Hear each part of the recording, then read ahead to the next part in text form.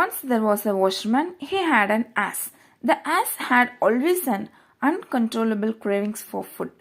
He was not interested in doing his masterwork. The washerman was very poor. He was not able to feed his lazy ass to his heart's content.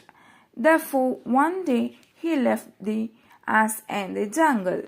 So இன்றைக்கி என்ன அப்படின்னா ass and the வாஷ்மேனுடைய story.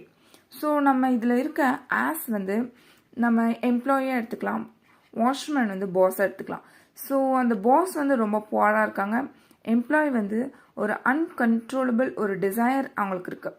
So இப்போ இந்த uncontrollable desire இருக்க employee என்ன ஆகுறாங்க அப்படின்னா ரொம்ப லேசியாக இருக்காங்க. ஸோ லேசியாக இருக்கனால அவங்களோட ஜாபை வந்து அவங்களால இன்ட்ரெஸ்டாக பண்ண முடியல. இன்ட்ரெஸ்டாக பண்ண முடியாதனால இந்த பாஸ் என்ன பண்ணுறாங்க, அந்த ஆஸை வந்து ஒரு ஜங்கிளுக்கு கொண்டு போய் விட்டுறாங்க. ஸோ லேசியாக இருக்கிற அந்த காரணத்தினால அவங்க அந்த கரியரை லாஸ் பண்ணிடுறாங்க. ஸோ இப்போ நம்மளோட வியூவிலேருந்து பார்க்கலாம்.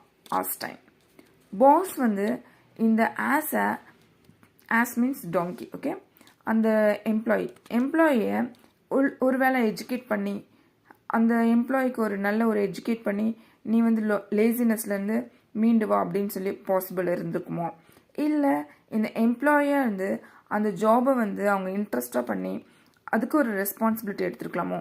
ஸோ அப்படி அவங்க ஒரு ரெஸ்பான்சிபிலிட்டி எடுத்திருந்தாங்க அப்படின்னா அவங்களோட டிசையர் ஃபுல்ஃபில்லாக இருக்குமோ. அவங்களுக்கு வந்து அந்த ஃபுட்டு மேலே வந்து ஒரு ஆசை. ஸோ நம்ம வியூவிலேருந்து நம்மளுக்கு நிறைய கார் வாங்கணும், பைக் வாங்கணும், அந்த மாதிரியான ஆசைகள் இருக்கும். ஸோ நம்மளுடைய ஒர்க்கை இன்ட்ரெஸ்டிங்காக கொண்டு போகிறதுக்கு ஒரு ரெஸ்பான்சிபிலிட்டி எடுத்து நம்மளோட டிசைரை நம்ம ஃபுல்ஃபில் பண்ணுறதுக்கு பாஸ் நம்மளுக்கு ஹெல்ப் பண்ணுவாங்க. ஸோ என்னோடய வியூவிலேருந்து இந்த பாயிண்ட்ஸ், உங்களோட வியூவிலேருந்து என்னென்ன பாயிண்ட்ஸ் அப்படின்றத நீங்கள் கமெண்ட் செக்ஷனில் கொடுக்கலாம். தேங்க்யூ, தேங்க்ஸ் ஃபார் வாட்சிங்.